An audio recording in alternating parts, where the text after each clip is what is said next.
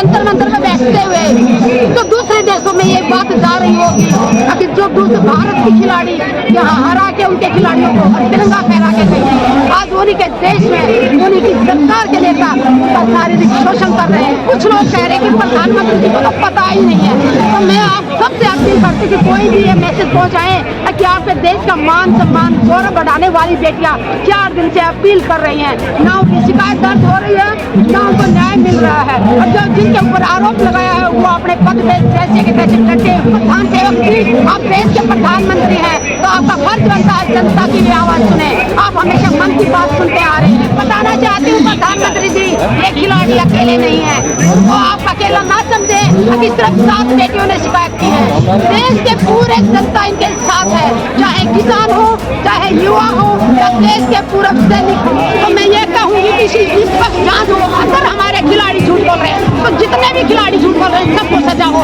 हम सरकार के साथ हैं, कम से कम जांच तो हो। ऐसे ही फैसला कैसे कर लिया कि ये झूठ बोल रहे हैं।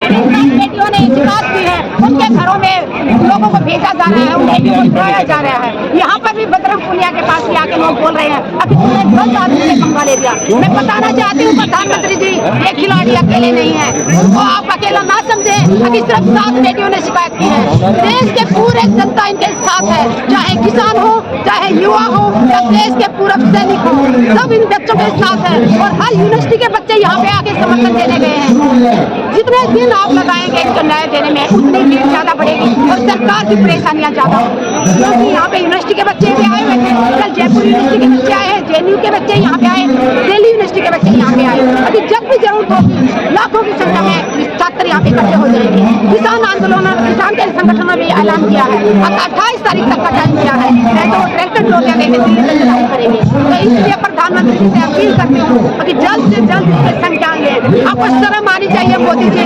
आप अगर किसी के अंगूठे में चोट लग जाती है तो आप ट्वीट करते हैं, लेकिन देश का गौरव और देश का मान सम्मान बढ़ाने वाली बेटियां, उनका शारीरिक शोषण हुआ है, वो उन्होंने आरोप लगाया 7 बेटियों और आपको शर्म आनी चाहिए। आप एक लाइन तक नहीं दे सकते थे। कम से कम प्रधानमंत्री जी का फर्ज बनता था कि जो 7 बेटियों ने आरोप लगाया है हम उसकी जांच करेंगे और अगर ब्रिजभूषण जी दोषी पाए गए तो हम उनको बड़ी से बड़ी सजा देंगे और हम लेकिन के साथ हैं। जब मुखिया का फर्ज भी बनता था, प्रधान सेवक जी आप देश के प्रधानमंत्री हैं तो आपका फर्ज बनता है जनता की भी आवाज सुने। आप हमेशा मन की बात सुनते आ रहे हैं। 100वां एपिसोड आने वाला है, आपसे रिक्वेस्ट है इस बार 100वां एपिसोड में आप जनता के मन की बात सुने। आपके मन की बात हमने बहुत सुनी, हम उसका सम्मान करते हैं। जनता की बात सुने, इन खिलाड़ियों की बात सुने।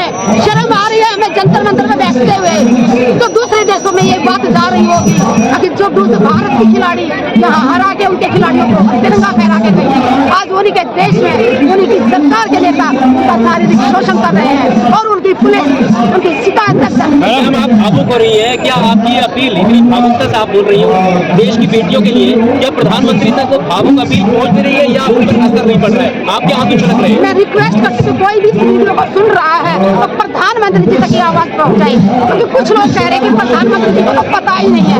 तो मैं आप सबसे अपील करती हूँ कि कोई भी ये मैसेज पहुंचाए कि आपके देश का मान सम्मान गौरव बढ़ाने वाली बेटियां 4 दिन से अपील कर रही हैं, ना उनकी शिकायत दर्ज हो रही है, ना उनको न्याय मिल रहा है। और जो जिनके ऊपर आरोप लगाया है वो अपने पद पे जैसे के तैसे डटे हुए हैं। तो प्रधानमंत्री जी से अपील करती हूँ और बीजेपी सरकार में जितनी भी माताएं बहनें हैं, जो सांसद हैं, MLA हैं, उन सभी से अपील करती हूँ कि पार्टी से ऊंचा उठ के एक नारी होते हुए आप महिलाएं हैं, ये जो 7 बेटियों ने आरोप लगाया है ये कोई छोटा आरोप नहीं है, ये माता शक्ति के सम्मान की लड़ाई है। आप सब ने इसमें साथ देना चाहिए और खास करके स्मृति ईरानी जी से अपील करती हूँ।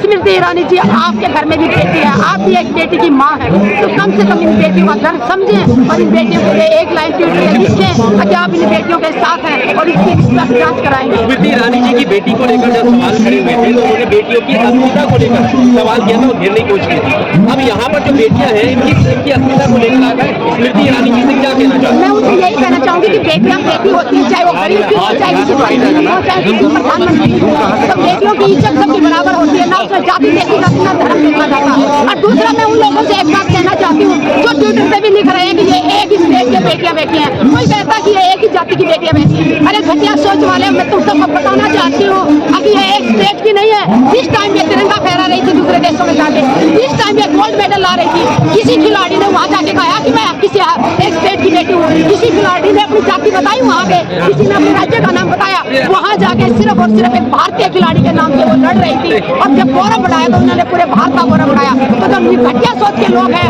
सोशल मीडिया पे ये अफवाह फैला रहे हैं कि एक राज्य की बेटियां हैं या एक जाति की, ये किसी की जाति की नहीं है। खिलाड़ी की कोई जाति नहीं होती, जैसे सेना के जवान की कोई जाति नहीं होती, कोई धर्म नहीं होता, कोई राज्य नहीं होता।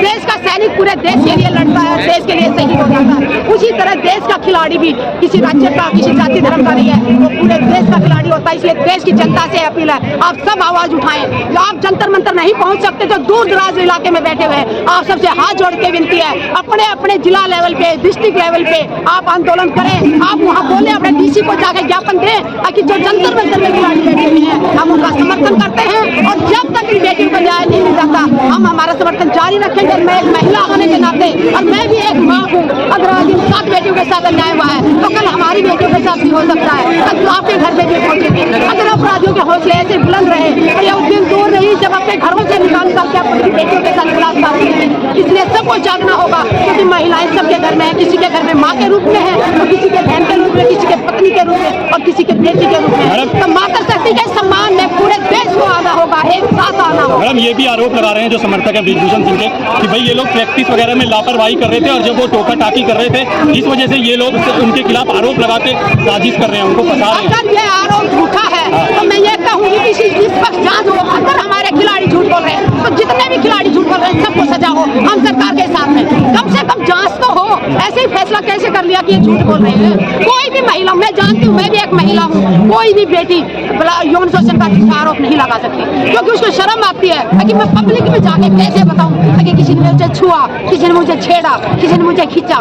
कितना मुश्किल से, कितना हिम्मत जता पाई होगी बेटियां ने, कितना समय लगा होगा इन्होंने अपनी जुबान पे ये बात लाने के लिए। और आज ये जुबान पे बात लाई है, लाया जा रहा है, पुलिस इनके FIR तक दर्ज नहीं कर रही है। तो ये देश का दुर्भाग्य है। देशवासियों से अपील करती हूं, जागो। हम ये नहीं कहते कि हम किसी सरकार के खिलाफ नहीं है, लेकिन बात बेटियों के सम्मान की आएगी, वहाँ हम चुप नहीं बैठे।